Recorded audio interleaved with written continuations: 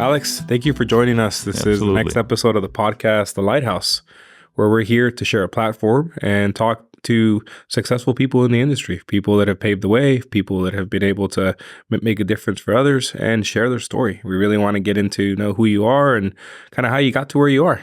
The whole purpose of this is to be able to provide a light to those that are looking to get into the industry and hopefully get more people into the industry interested in coming into the mission critical space. So why don't we get going and you introduce yourself. Tell us about yourself. No, thank you for having me. Also, I'm very happy to be part of all the data. Who am I? That's a great question. In every conference call, they ask you to introduce yourself. And I think one of the hardest part is talking about yourself. I come from Monterrey, Mexico, born and raised. Well, I was born in Guadalajara because my dad was working there. And then Monterrey or Monterrey? Monterrey. Okay, I just wanted to make sure. Monterrey. Was born in Guadalajara and then moved to Monterrey and basically spent my life in Monterrey. Moved to the States about 12 years ago and been here since then. I come from a background of bankers.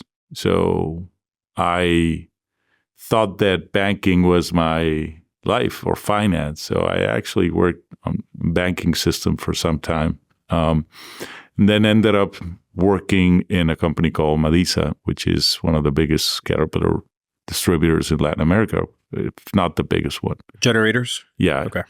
We started selling or renting equipment and then moved to a generator side. Now, it's important to mention that I'm not an engineer. And when they hired me in that company, they didn't think I was going to be successful because I didn't have the engineering background. But I was able to combine financial knowledge with what I could learn in terms of equipment engineering, combine that with Caterpillar Financial and create some interesting products.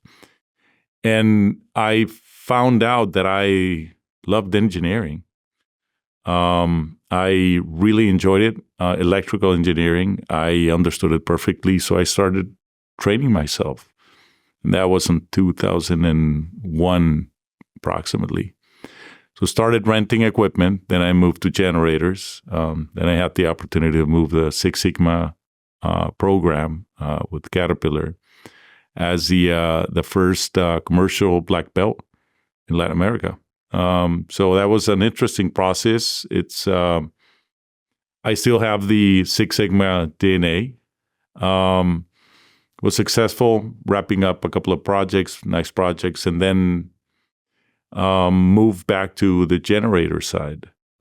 Generation started working on peak sharing programs for commercial applications, which was something new back then. And where was this at, Alex? In Monterrey. In Monterrey, okay. Monterrey. Everything was in Monterrey.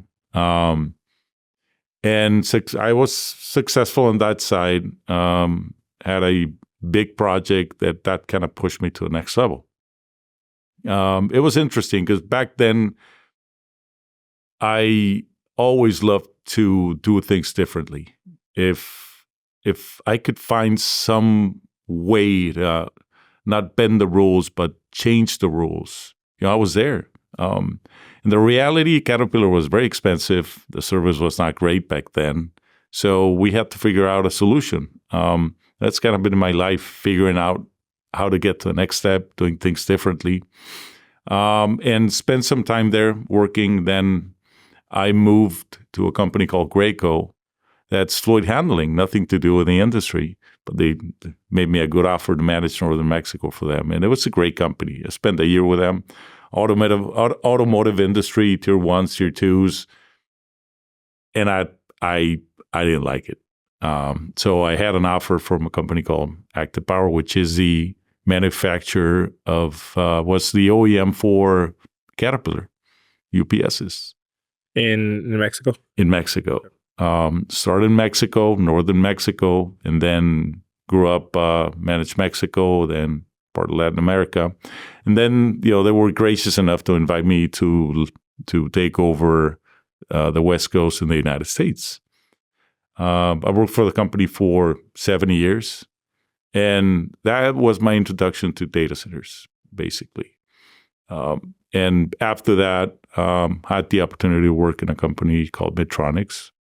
And after working for them for a couple of years, moved to PDI, Power Distribution.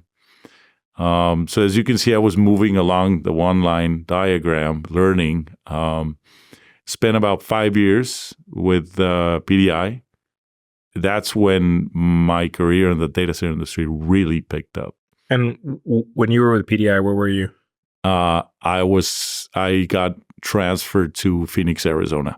Is that when you moved to the US? Yes, that's 2011 approximately. So, and after PDI, now I had the opportunity to put everything together. I work in a company called LPS Power Technologies, which is a system integrator.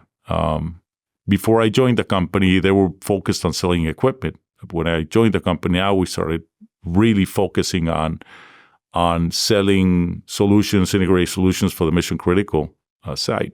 And that was very interesting because I got to put all my knowledge together, and we successfully grew the company exponentially. We started working on not only projects in Mexico, but also in the United States. So in between PDI and LBS, I had the opportunity to visit most of the data centers, if not all the data centers in Latin America, and saw a big opportunity on a hyperscale side. Data centers in Latin America were small, so when I moved to the States, I started to see the size of the data centers. What was being built in the U.S.? Oh yeah, 50 megawatts, 100 megawatts. So the deals I was managing down south, they were very small. So my first question was, what are we doing down south, right? That was about 8 years ago. So came up with the idea of building my own data center. And the truth is that people ask me, how are you going to do that? How are you going to get there? My response was, I don't have the slightest clue on how I'm going to get this done. I know about equipment. I know about the ecosystem. I know about design. I know the data centers, but knowing how it works and tilting up a company is a very different situation. So fast forward 8 years later, we're able to tilt up a company called Layer 9 that's focused on hyperscale solutions for the Latin America markets. And here we are. Fantastic, Alex. So much to cover there.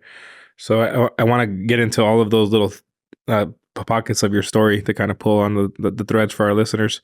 First, I just want to start off with, you grew up in Monterrey. Yeah. And you grew up to a family of bankers. How would you describe your upbringing? Did you go to private school? Did you go to public school? Like, how would you describe your upbringing for those that are listening to try to like resonate with your story?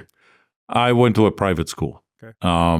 Is that where you learned English? Yeah, that was an American school. Okay. American school, Monterey. So that's where I picked up English, right? Teachers were American, system was American. So yeah, I had the opportunity of learning English and the culture, since I was young.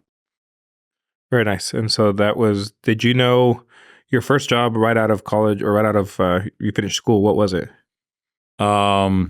I started working in a bank. Okay. So yeah, you went into the banking in the world. Yeah. What was the spark to get out of the banking world and kind of go into a different path? It was the collapse of the banking system. Because, I started working in the international area, and then I moved, managed a branch, and then came back to the international area. And after that, I saw an opportunity to build a debt recovery agency that was focused on massive credits, 200,000-300,000 accounts, and it was a good business. We grew the business nicely in 2 years. I was still related to the banking industry. And interesting enough, I started working with software, with servers, with voice over IP, and creating a type of call center back then. That was something new. It was something that was not very common, at least in my region. And then the banking collapse happened. So a lot of the companies that managed portfolios, we collapsed because they started selling those portfolios to private equity firms or companies that were managing that, buying those portfolios on cents for the dollars. So my customers started pulling all the good portfolios, and business started deflating. Now, that's when it was one of the first eye-opening situations in my career. I could have turned my infrastructure into a call center, and I didn't have the experience, so I ended up selling the infrastructure, and that's when I joined Marisa, right? Caterpillar. So, I'm curious, you described, you jump in industries or different companies about 4 or 5 times before you landed to where you're at Layer Zero now. I'm kind of curious because there's a lot of our listeners that kind of are having that conversation with themselves about, they're at a current company, they're thinking about shifting, and there's different opinions there. You either stay at a company long term and you grow within the company and you see that growth. And then there's people that'll tell you the opposite, that you want to go somewhere for a couple of years, get that experience, and then go somewhere else so you continue to learn, you continue to grow. I'm kind of curious, you've had, I think, the of those two options, you've kind of gone the second route. I'm kind of curious, what advice would you give those that perhaps you're talking to your kids or you're talking to somebody that's young in their career about what path to follow, just given the path that you've had? Well, when I made the decision to move from the finance world to the industrial side, I saw that there was more opportunity, right? I'm a very curious guy, and I've always, when I get a job, my question is, what do I need to do to get to the next step, right? So I have great friends. They have successful careers. They've been working for the same company for 20 plus years. And I look back at my life and I say, perhaps that would have been a nice route, right? It's ups and downs on in my life where I could avoid it, right? But I like change. I like, growing. I like doing things better. But what I tell my kids is that you should first and foremost understand the industry and what part of the ecosystem you want to be in on the data center industry, because I think we've mentioned that before in podcasts. There's finance, there's legal, there's engineering, there's sales, there's equipment manufacturing. So there's a lot of ecosystems where you can land and you can build a career, right? What I suggest people is to start from the bottom, to understand how a data center works and see the insights of a data center. And when they start seeing that, that's, for example, both of my kids work in a company called IES. And they are technicians. And they have been promoted different levels. And they are starting to see how the ecosystem works and the exponential growth they can have in their careers, because they understand that there's more around a data center than the data center itself. So I would encourage people to read about what's a data center, because at least the young folks are not very familiarized what is a data center. And every single day they're interacting with a data center. Everything they do on the phones, everything they do on computers, it touches a data center. That information goes back and forth. It gets processed, stored. And yeah, I would suggest them to understand what's a data center. What part of the life is managed by a data center? And they would be surprised that the majority of their life is in a data center, right? Yeah, I mean, all the apps that they use these days, it's all connected somewhere. It is. It is. Yeah, I was having a conversation yesterday at dinner, and we were chatting about the internet, right? 2018, 2017, I got to a point where I was thinking that what I was doing, of course, within my small world, I was helping disconnect the world because I saw my kids, chatting all day, even chatting with themselves in the same car. I'm like, I'm helping people disconnect. And when COVID hit, now things came back as you're helping the world stay connected. And that's what I tell young folks, right? We connect the world. We create tools for people to be more effective and be able to reach out to places we didn't even think it was possible when we were young. That's amazing, Alex. I love the way you describe that. So let's kind of dive into, so you moved to the States 12 years ago. Yeah. And I'm kind of curious, how was that experience for you moving from Mexico, where you had spent a good portion of your career, to then come into the US and work? And I'm kind of curious to dive into that experience of moving and starting a new career here in the US. Well, it's difficult. You come from a different country. Although I think I was able to speak the language, technically sometimes there's challenges, right? Communicating with U.S. folks, and the way they do business, the way they interact, the type of conversations they have are very different than the ones you have in Latin America or in Mexico. So it was difficult. My wife knew English perfectly, my kids as well. So language was not the main challenge. How old were your kids when you moved? The oldest, Antonio, he was, I believe, 11 years old. Okay. So middle school. Yeah, middle school. My next son, I think he was 9. And then I had a 3-year-old girl. So I have 3 kids. And for the old ones, or for my kids, it was difficult.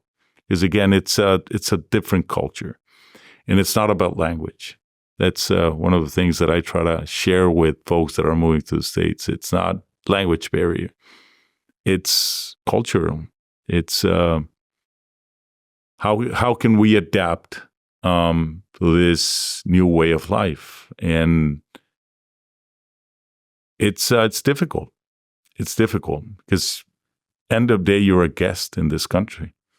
It's not your home. You're a guest. So you have to be very respectful and understand what is the culture and how can you become part of that culture. So I'm kind of curious to dive in just a little bit, Alex. What do you think are the major cultural differences that impacted perhaps your ability to kind of dive into work, but then also, and as a father that's responsible for the family, kind of the struggles that your kids were going through? That is a great question. It's a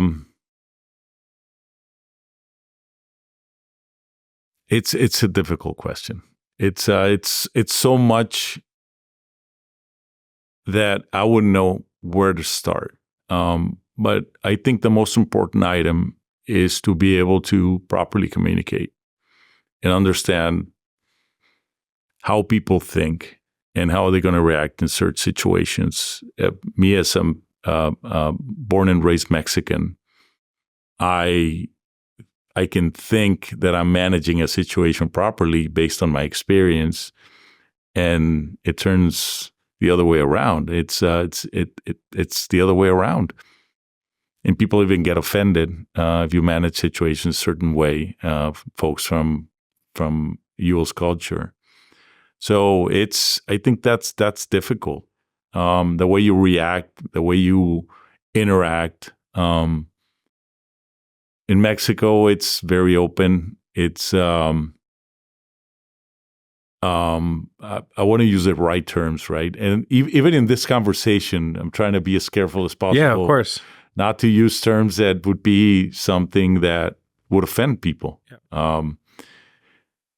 The openness from Mexico, sometimes it's not taken very well in the United States. I typically tell people, because I manage organizations in Mexico and the United States simultaneously.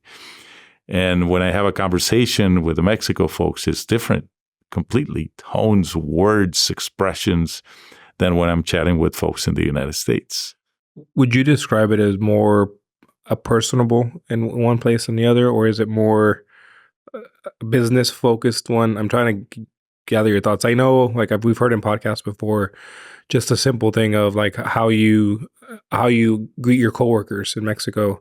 Very common to hug everybody and you kiss everybody on the cheek, and it's a very welcoming culture where you don't do that here. Like you might hug your coworkers, but even that, maybe some people frown upon that just from a private space perspective, and you want to give people their space and their ability to kind of keep that space to themselves. Do you think that dwells into? I'm trying to pull a little bit at kind of what are those cultural differences that come to mind when you are. And I'm also thinking of our listeners that are maybe starting to work in Latin America for the first time, that are maybe in the States. Mm-hmm. Like maybe I'll ask the question that way. If you have somebody that's listening that's just getting involved in Latin America, perhaps they've spent most of their career here in the States, what advice would you give them to working with the teams down in Latin America culturally to hopefully make them successful? Well, you said something important. You hug people, and women, you kiss them on the cheek, right? When we moved to the States, we got invited to one of my kids' parents' house, and here in the States. So the mother, right, said hi, and I immediately went to kiss her, right? Because that's kind of inertia, right? And I knew that was not the right thing, but I forgot. And the husband was not happy. No, not at all. It's interesting. So yesterday we were for our listeners, we went to have a dinner with a group of the people on Ola Data and some of our guests. One of the ladies that were there was associated with one of the general contractors in Mexico. And I'd never met Paola before. And so I went and shook hands. Hi, Paola, nice to meet you. And she immediately gave me a hug and she kissed me on the cheek. Yeah. And it caught me, to your point, like, oh yeah, this is normal. Like, but for me, it's absolutely not normal. It's normal when I go see my mom or my cousins or my tias. But no, I completely understand. So that happened early on. And how was that conversation with you and the husband? I'm actually kind of curious to see how that went. We never went back to being the same. It was, it was frowned upon. And my wife was like, you should be careful. I'm like, yeah, in Mexico, you're like, what's going to happen, right? Relax. But in Mexico, that's very common. It's very common, right? And both personal and in the business space? Absolutely. Okay. Everywhere, right? So it's, I've always said that language is not the main barrier between Mexico and the U.S. or Latin America between the U.S. And there's, in fact, if you go from country to country in Latin America, we speak the same language, but in, for example, Colombia, and in Mexico, you speak to people too, right? More on a personal level, right? Colombia, you have to refer people as usted. That in Mexico would be mostly as a sign of respect. Yeah. But in Colombia, it's the way to communicate, right? And I started traveling quite a bit to Colombia doing business. And, I wanted people to call me tú, Alejandro, ¿cómo estás? Instead of Alejandro, ¿cómo está? Because for me, that represented kind of being more formal. But for them, it's not formal. It's a way they communicate. So I had to change my ways and understand that that was a thing, right?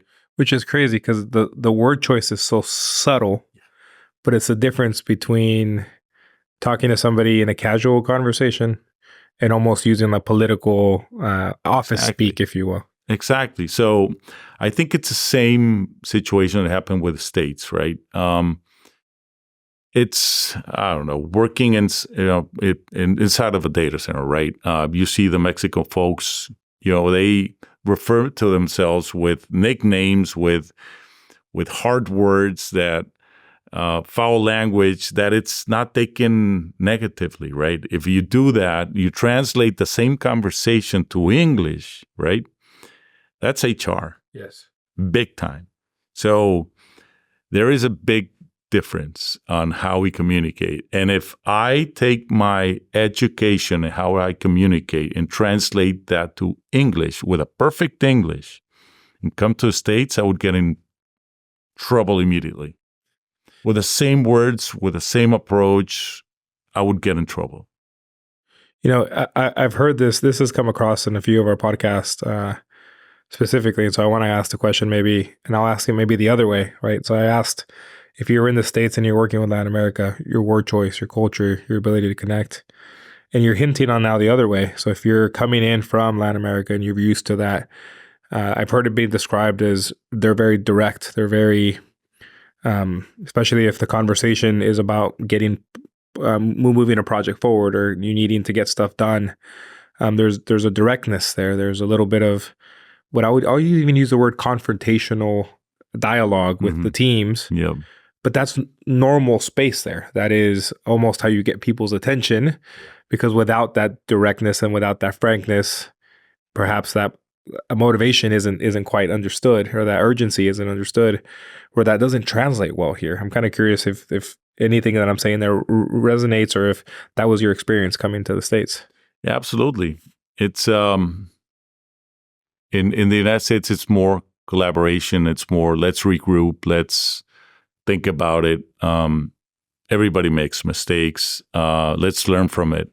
In Mexico, it's a little more direct, as you use the terms, right? How you express your anger, how you manage a situation is different. It's more subtle, more direct. You dive right into it, right? And this is why I believe it happens. The United States, you think long-term, 5, 10 years.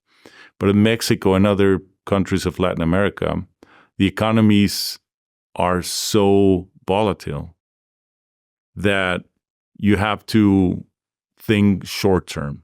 So if you have a 5-year plan in the United States, 10-year plan, and there's some misses, you can readapt, and you know that there's going to be some stability.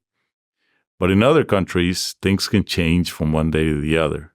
And some ecosystems are just projects, not platforms like in the United States. So planning is more on a short-term basis. But yeah, and the other way around, also, people that go from the United States to Mexico, they need to understand how to communicate, right? People are figuring out what they're thinking. With a Mexican employee, you know exactly what they're feeling, right? You know exactly what they're thinking. But in the United States, it's a little more, because everybody's always smiling. You don't really know what they're thinking. So it's different. Alex, I'm thinking of a story. I worked for a gentleman for 10 years, and he spent a lot of time working overseas, specifically in the Middle East. Yeah. And he tells me the story that kind of probably will resonate with you. He said that they were trying to get they were building a huge airport, and they were trying to get all the approvals that they needed from the government, from all the different agencies, everybody, to get this project approved. Yep. And they go into a meeting, and next thing you know, like, there are people standing on their feet, yelling at their top of their lungs in language that he has no idea that what they're talking about. And so he's sitting there just like, oh my God, they're about to fight. Like, this meeting is going off the rails. Like, we're not going to get their approvals and the permits to get started, and our project's going to be delayed because it's a huge couple $1 billion 5-year airport project. Yeah. Everybody finally calms down. They sit down.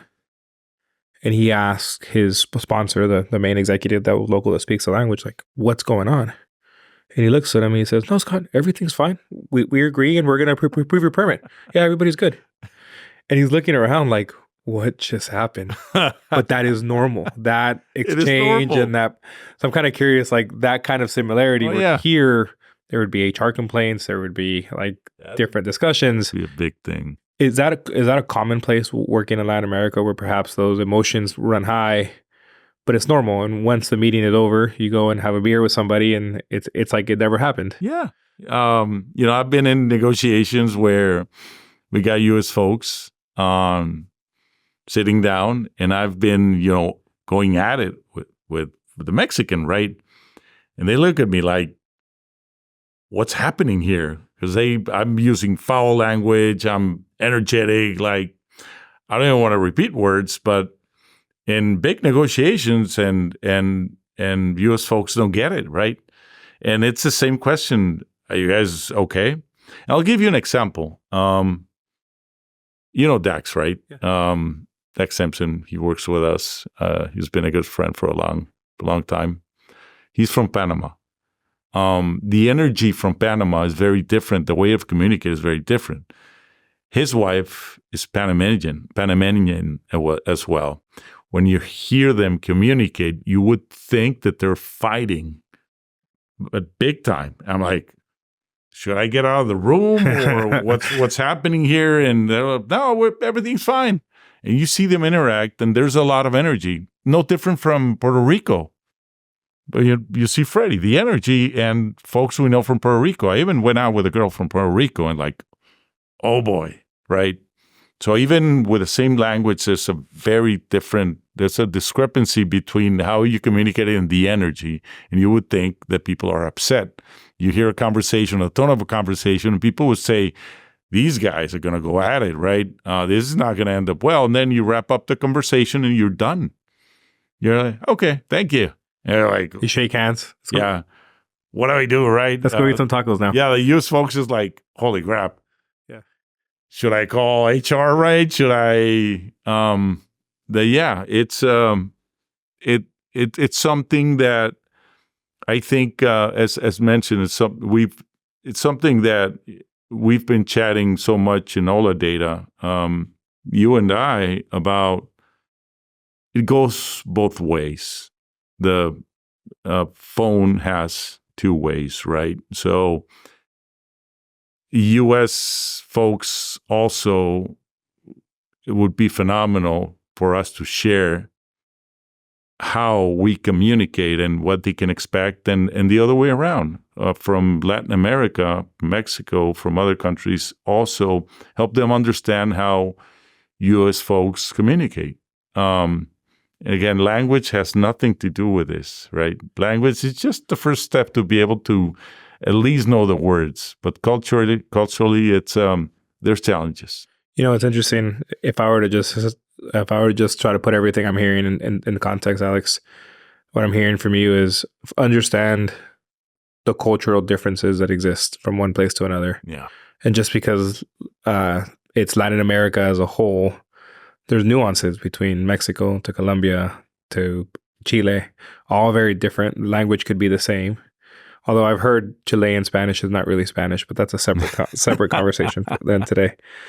So I really understand the cultural differences.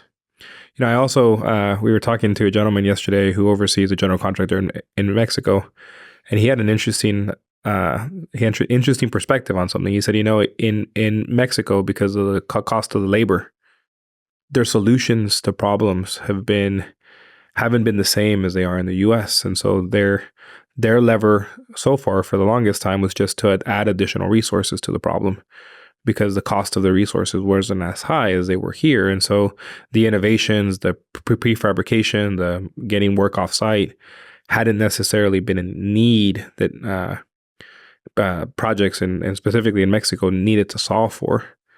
But now they're running into the same challenges we're seeing in the U.S. with the labor market. They're starting to not have as many resources as they need, and so they're starting to now maybe enter the industry where the U.S. was 20 years ago, where this concept of prefabrication, taking hours off site, started. They're now in that same place of trying to figure those problems out. So it's an interesting conversation of understanding what is happening in that area and not just try to bring in, this is how it's done over here into this location, because it may not necessarily work. So I really appreciate I really appreciate the story there. I'm curious. You've been 12 years in the States. You're looking, and you guys are doing a hyperscale data centers in Mexico. I'm kind of curious. How do you approach the bringing a Western culture process into a market that's still very much in Latin America? I mean, it's in the heart of Mexico. Well, you need that bridge between the countries, right? And I'm that bridge, having worked for U.S. companies and also Latin America companies. My job is to help understand, help the U.S. folks understand how the culture works, and I think most important, how will we be able to use successful U.S. processes in Mexico and translate that to our ecosystem? Because it's evident, right? The United States is very successful in the data center industry and the majority of the industries. There's long-term vision, there's planning, there's processes, and that's something we need to take to Mexico. We need to create that culture down south. You said something very important. We're being efficient, add more people. But the reality is, if we add more processes, we wouldn't need to add more people, more training. Look out for people down south, because the level of rents that they're paying in Mexico is not very different than what is being paid in the United States. My question would be, why are the salaries different? Yeah. Why? Are Mexicans not good enough? Or it's one of the things we need to kind of break those barriers in terms of how are we going to make a difference in different countries, right? I understand that the scale economy is different, but growth in Mexico it's substantial. And again, rents are very different from the United States, from some of the regions, the geographies. So that, I think it's a combination on how we can push that culture down to Mexico, help people learn, help them grow using US-based culture, right? There's always collaboration, training, safety. That's very important. I think that'll make a difference, big time. Fantastic, Alex. So I just to end on this topic, and then I want to get into maybe some sensitive topics, specifically around your transition into the States when it comes to immigration, because I know that's a big topic that a lot of listeners have asked questions about. But I've asked a question about advice for if you're in the States working with Latin America for the first time. How about the opposite side? What if you have a young professional that's worked maybe most of their career in Latin America and are starting to come to the States? Like, what kind of advice would you give them to maybe prevent some of the lessons learned that you've had along the way to help them be more successful in a shorter period of time? Well, that's one of the main reasons of Data, right? We have mentorship. We can help people understand how to navigate, not only through processes in terms of understanding taxes, understanding housing, and everything that surrounds, working in a different country. And also help them understand how they can better communicate with the U.S. culture. It's no different from going to college. If we can share with people our stories and how we were able to overcome certain challenges, they'll learn faster, they'll get better faster, and they'll be able to adapt more efficiently. So that's what I would tell people. Reach out to us. Ask somebody that's already been living in the States. Get out of your comfort zone. Don't concentrate on being only in a group of Latin America people. Open up, right? And I say this with the utmost respect. When we come from another country, we are guests. And it is our duty to understand the culture and adapt, not create my own ecosystem. It's if I go to my neighbor's house, right, and I start making my own rules, say, what's going on? And that's, America, the United States has grown through immigration, but has created a very nice culture ecosystem. It has great things as well. Phenomenal things. So us sharing how we learned will certainly facilitate people coming from other countries to the United States. I just want to make it known that if you come to my house, you can make the rules as long as you're cooking. Zero issue with that, Alex. As long as you're cooking, you can make your rules. Yeah, absolutely. All right. So I want to delve into another topic, Alex, and get into immigration. So you moved to the States about 12, 13 years ago. What was that process for? Because I think a lot of people, one, it's a topic that not a lot of people feel comfortable talking about. So hopefully you're okay with me diving into this topic. And then two, it's interesting how often it comes up with people about the struggles, how long the process is, how difficult it is, kind of how there's a fear associated with going through the process because of how much power you don't have and you're kind of at the mercy of things to happen. So I think it's a super important topic, but I do recognize this is a very taboo topic for some. So obviously feel comfortable diving into however you want to dive into.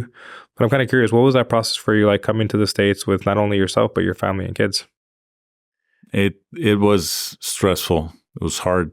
It's there's a lot of steps. And yeah, I do agree that's a sensible topic that nobody wants to explore. Sometimes also the lack of information, puts you in a situation where you're just waiting.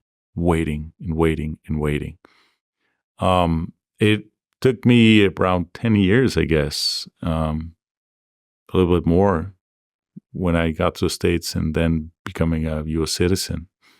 It's if we create more resources and more knowledge for people to understand what is the path to a green card, citizenship. What I've learned from this process is that you have to be very patient and you have to be very respectful of this country. If you have to pay your taxes, you have to stay out of trouble, no different than in other countries, right? But it was tough. It was tough because if anything goes wrong, you have to start all over again. You have to go back to your country and start all over again. So if something goes wrong, your life changes forever. Doesn't mean it's going to be worse, but it changes, right? You work on a life plan and something goes wrong and you don't get approved, you're done. And I had situations where, I went through challenging stuff, right? When I was changing from one company to the other, there was some discrepancies in the information, or that's at least what one of the officers who was doing the interviews thought. And I was stuck in Nogales, Mexico with my family. And you were trying to come back to the States? Yeah, because I was moving from one company to the other. And at this point, had you already been in the U.S.? Yeah, absolutely. So your life was here. Yeah. You had to just move company to one. So the visa, which allowed you to live here, was being moved from one company to the other. And the officer that's reviewing your paperwork sees what he thinks is a discrepancy. What happens next? They canceled my visas. And I was with my family, and I go back to my hotel, and my wife tells me, what are we going to do? And you're in Nogales? Nogales, Mexico. Where is Nogales for the listeners? It's about border town? It's a border town. It's about 3 hours from Phoenix. Okay. And it's the easy button to go make, immigration processes, visa changes. And and people are great, right? But sometimes, they see something that they don't like and you go into another process, right? And it was tough because you don't know what to do. Call the company lawyers and they don't know what to do. And you're alone and you're like, how do I get back? You can't. Your kids probably have school to go to. Exactly. So I got lucky. Somebody helped me out, and Raul Grijalva, the congressman, I had the opportunity to meet him, wrote my case, and he helped me. And this is all while in Nogales. All while in Nogales. And don't even ask me how I got to Raul Grijalva, right? But there's resources where people can help. As long as you are doing things correctly and you have all the paperwork and you're going through the right process, there's resources that are available even for us immigrants, right? So they helped me, and they wrote a letter from the Congress, from their office, saying, let's help this guy. And it took around 2.5, 3 weeks staying in a hotel, figuring out if I was going to go back to Monterrey, what I was going to do, because I needed to get my things as well. Yeah, I mean, you couldn't enter the country legally. Yeah, exactly. And I've always been, I love following the rules. I don't like making the rules. So it was tough because what am I going to do? And when your kids look at you and your wife looks at you and you're moving from one great job to a greater job, right? You're like, oh boy, what's going to happen? Yeah. And I was lucky because that process typically lasts 3 months. I mean, it's interesting. You're our 7th or 8th interview that we've done, Alex. And already in those 7 or 8, you're the second person that's talked about having their work visa basically revoked on the spot while entering the country. And they've talked through, for years, it was 2 or 3 weeks. For our other guest, it was Noemi. She talks about her experience having to go back to Mexico City for a month, I believe, while her company figured out how to get her back. I'm curious, that sounds like a common problem. One of the things she talked about, and I'm curious to ask you this question, she said for the longest time she felt trepidation leaving the U.S. now because it already happened once, but her job requires her to. She oversees expansions in Latin America, so to do her job, she needs to go to these areas. Have you had any concerns? Always, every time that I left the United States, every time that I was coming back, I always had that itch that something was going to happen coming back in. Yeah, and when you go through a stressful situation, it turns into something that you are carrying. It doesn't go away. Every time, I came back to the United States, if I went to a second revision or with global entry, hey, they ask you more questions. It's like, oh boy, here we go. And you're not hiding anything. You're just nothing. You're just nervous. Yeah. It's again, I love following the rules, and I push people follow the rules, and I'm very respectful of the processes. But you still, I don't know. It's something that it happens. It's and it's uncomfortable. I'm glad that you brought that up, Alex, because I can't tell you how many times there's been. Perfect example in the case that we were talking about earlier. The need to go to Latin America presented itself several times, and in her case, she always kicked the can down the road or found a reason why, hey, I got some stuff going on with the family. I'm not going to be able to make this trip. But it's kind of that, how as a manager, and for our listeners that maybe aren't Hispanic or Latino, but are managing Hispanic or Latinos that maybe have migrated into this country that may be on a work visa, trying to really understand, okay, is there something there that I don't understand that I can maybe help ease, or I can help.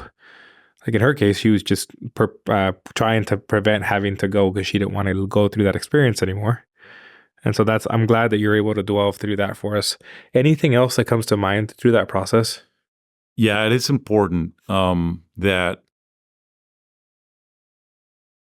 we have more resources available for people that want to move to the States, and also from people from the States that want to move to Mexico. Because there's, I've met people that they want to move to Mexico, work in Mexico, or just live in Mexico. if information is power. If you understand how the process works and what are the challenges you can face and how can you fix them, right? It's like a UPS, a generator. If you know how to fix it, you know how to operate it. It's the best equipment in the world. So certainly the system works, and the states, they do a great job in all the process. It's long, right? It's an important process. But if we create that platform where people have information, Q's and A's, also legal resources where they can help people understand in what part of the process, what they can expect, it'll make everybody's life easier. And I think not knowing is the most frustrating part of this process, not understanding. Like, where am I? Is it going to work? Is it not going to work? Am I going to get in more questions? And again, I'm all for immigration, but I'm all for as well doing things correctly. And here's one of the things I would recommend. Don't try to skip steps like it happens in other countries. Meaning, we sometimes, as Latin Americans, we look for the fastest way to get things done because we're trying to be efficient, because the scale economy is different in Mexico and the United States. We want to make more money. But in the States, don't follow the steps. Don't try to bend the rules. Don't try to do things differently. Again, we are visitors. We are guests in this country, and we need to follow the rules. For me, that's super important. And I don't want to get into sensible topics, but we need to follow the rules, right? I did, and it was hard. But I think we can make a lot of people's life easier if we can share information. We can help them. We already went through that. 100%, Alex. Okay. So I'm curious to stay on this topic just a little longer and kind of get into the back half of it, which is you get through the process and you become a citizen. When did you become a citizen? Last year. September, September. I remember. First time I met you, you had just gone through the ceremony. Oh yeah. And I'm kind of curious because this was, I think, the first commonality. We were just starting to come up with the concept of Ola Data. Ola Data didn't exist yet. The Lighthouse didn't exist. Yeah. And it was interesting. One of the conversations we had about you going through your ceremony. And I'll let you share it, but you didn't necessarily disclose to anybody that you were kind of going through. I'm kind of curious to kind of have our listeners hear, what was that process for you, and who did you or did you not tell, and kind of what was that process like? It's interesting, but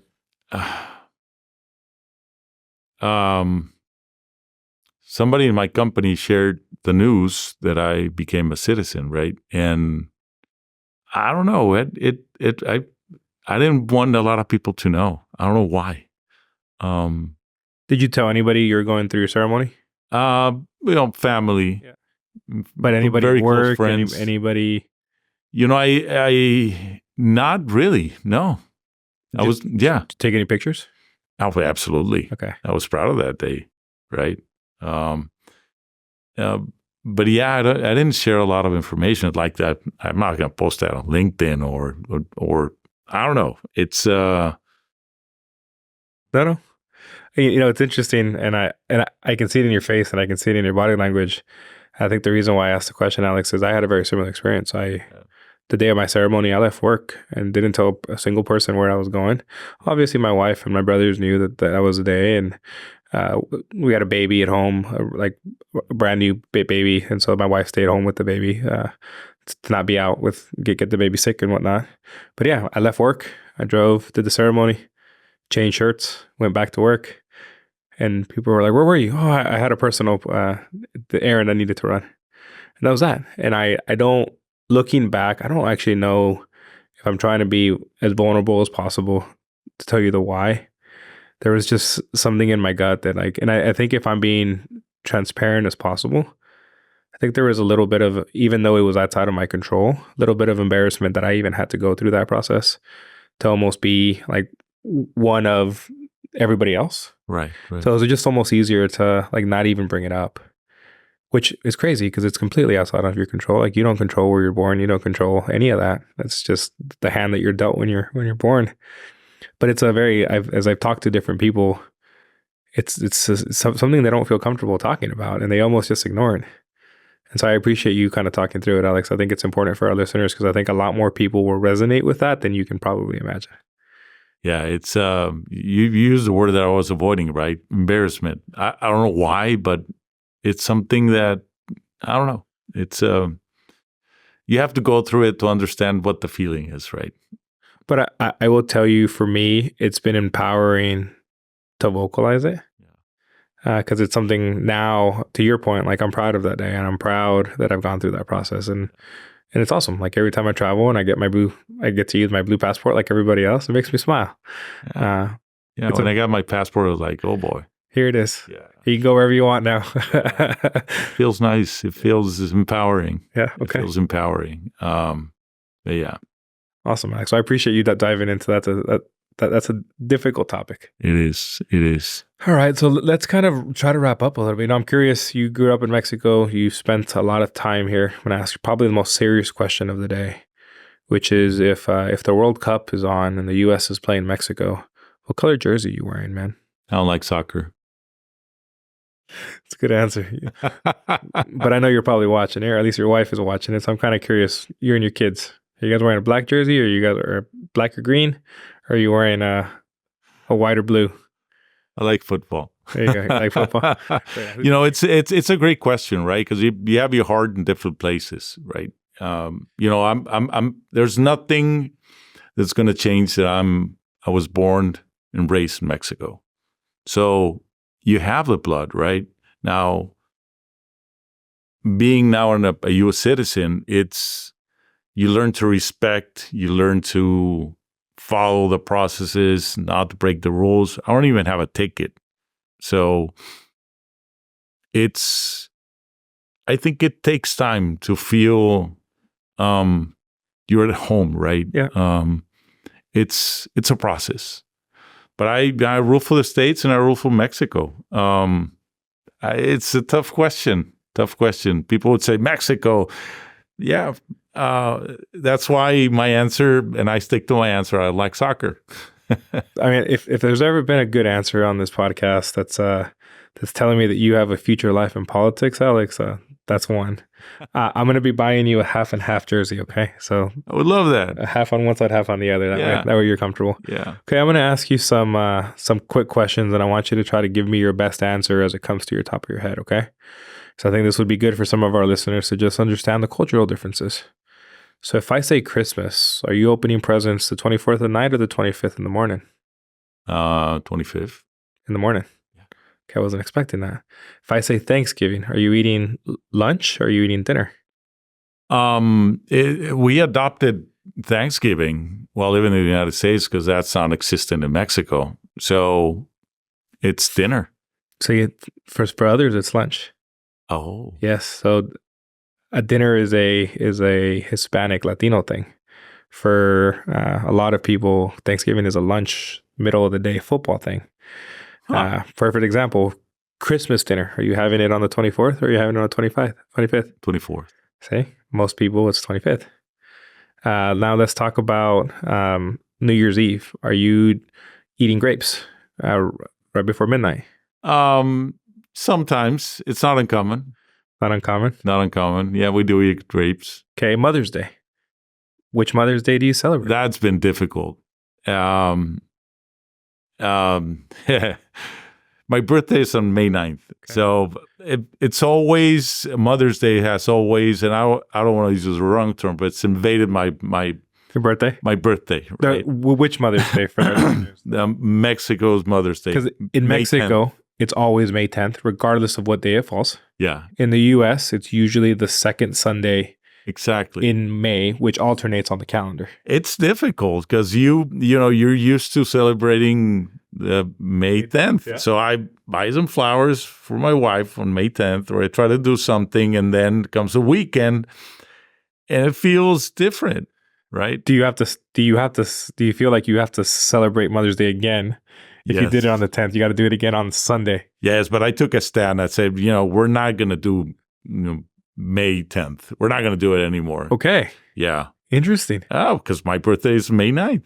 So you're celebrating your birthday. And exactly. I'm letting it go. I'm getting a hall pass for that. If you have a lot of family and friends at home, are you playing bingo or are you playing loteria? Bingo. Okay, and what are you using to mark the squares? Are you using beans or are you using pennies? It's definitely beans or corcholatas, right?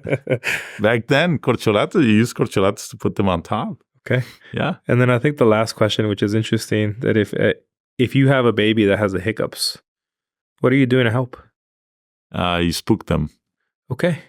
That's an interesting one. So yeah, these are a lot of traditions that I'd want to go out there to see kind of how you've navigated your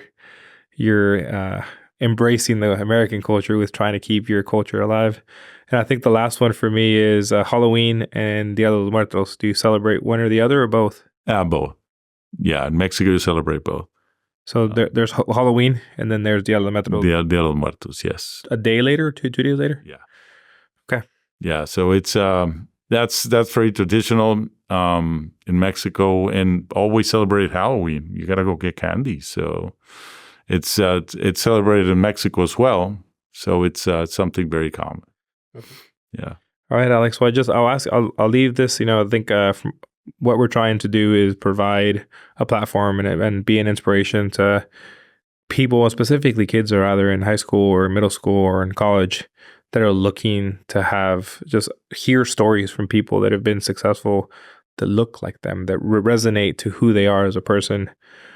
Knowing that that's our target audience, what kind of advice would you give, any of our listeners listening about if they're thinking going into our industry? And you said it really well earlier. There's different avenues. You don't have to be an engineer to get into the data center space. You don't have to be a construction person. Kind of curious, what advice would you give them as we're ending this podcast? Well, reach out to all the data. Call us and ask questions. Ask as much questions or send us an email. And we can help you understand. We can help them understand where they can fit and how we can help. And of course, sharing our story would help them, be more efficient in integrating in the ecosystem and understanding the ecosystem. But it's different if you are communicating with a guy that's from Latin America than with the U.S. folks. You're going to be able to have that immediate connection, and they're going to feel comfortable of asking the tough questions. Where am I going to land? Where, other than construction, because people think that's only construction, can I go to? Who can I talk to? Where can I be hired? Immigration, all the questions. That's the primary reason we created all the data. Fantastic, Alex. I'm sitting here doing a mental checklist of the things that I wanted to make sure I covered. And there's one topic that I didn't. So maybe I lied about last time. I want to get into one more topic and then we'll wrap up, which is this thing called imposter syndrome. It's come up just about every single interview.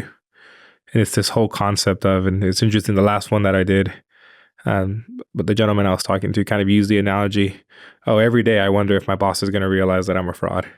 Every day. That's something that goes through my mind. And that's the most blunt way of describing what that means. And so I'm kind of curious, have you ever had imposter syndrome, and what kind of things have you used to maybe combat it? And the only reason I ask that question is because if I'm being vulnerable, something I worry about every day.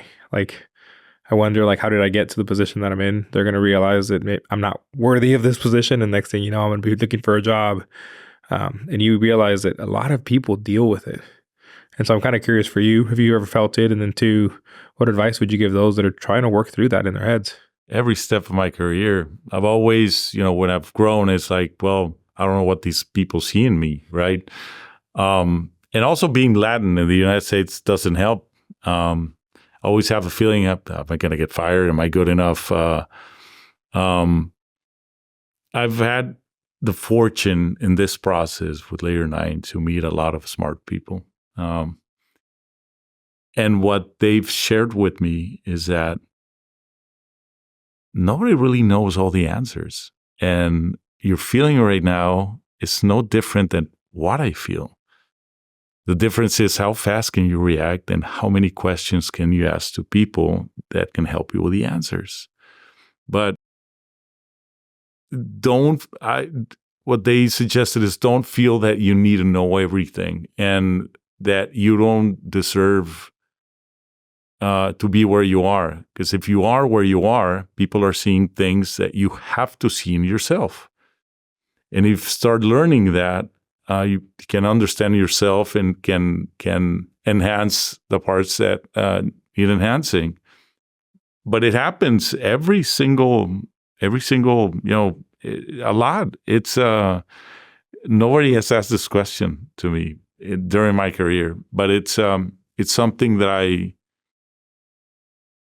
think about constantly. And I think it keeps you alert and figure out how you're going to be better. It's a crazy question. I think it's the reason I asked the question, Alex. I can't tell you how many times I've been giving advice to a mentee. Like there's a few people that I mentor on a regular basis, and they're thinking about applying for a new job, or they're thinking about taking a step forward in their career, maybe going somewhere else, and they always say the question, "Well, I could never do that job. That's something that's way out of my league." And if I'm trying to truly look at it like outside the fishbowl, just take myself out of the equation for a second, they're not far from being able to take that position, and it's just going to require a little bit of sacrifice, a little bit of hard work. Yeah. But that's probably going to instill a drive and a desire to learn that they're probably going to work harder than they would otherwise. Yeah. But you're your own worst critic, and I feel like in our culture, it's even magnified even more. Yeah. And so I think a lot of times we hold ourselves back. And so that's why I just asked a question, because I think it resonates with a lot more people than we realize. Yeah. We're just very prideful people, and so we don't like to admit it. Yeah. I think it's important to be vulnerable about it, to make it more commonplace. So I appreciate you sharing that you deal with it a lot. Yeah, I do. All right, one last question, Alex, and I'm going to give you one more opportunity just to see if you're willing to go on the spot. What color jersey are you wearing, man? Let me put it this way. You have 2 kids. Yeah. Do you have a favorite? No. Well, I have a favorite son and a favorite daughter. How about that? You usually have a son, yeah. daughter. Who would you pick? Both. There you go. Or I would try to put them on the same team. How about that? There you go. And then I'm picking for that team every time. Good answer. Yeah. No. There's your answer. There you go. Okay. It's very difficult. It's there's no other way I can put it. They have 2 kids, or your parents. Who do you pick? You can't. You know what's interesting, because I've never been put on the spot like that either. And I look back of every time Mexico and the U.S. has played, I think I'm one of the few people that isn't wearing a jersey. I'm usually just wearing normal clothes. Yeah. Because I don't care how the outcome ends. I just want a good game. And I'm going to be happy either way. Exactly. But that's some people would call that a very political, maybe even I'll be brave to say bullshit answer. But it's the truth. I think that's where I'm at if I had to answer the question. So I can appreciate and empathize with your response. Yeah. It's don't maybe pick between my kids, right? Because there's not going to be a right answer. Well, if I asked you who your favorite daughter is, you'd probably tell me. Yeah, because I only have one. Exactly. All right, Alex. Well, thank you very much. I appreciate the time, and thanks for being on. This was great. Thank you. Gracias. Great to have you. Gracias.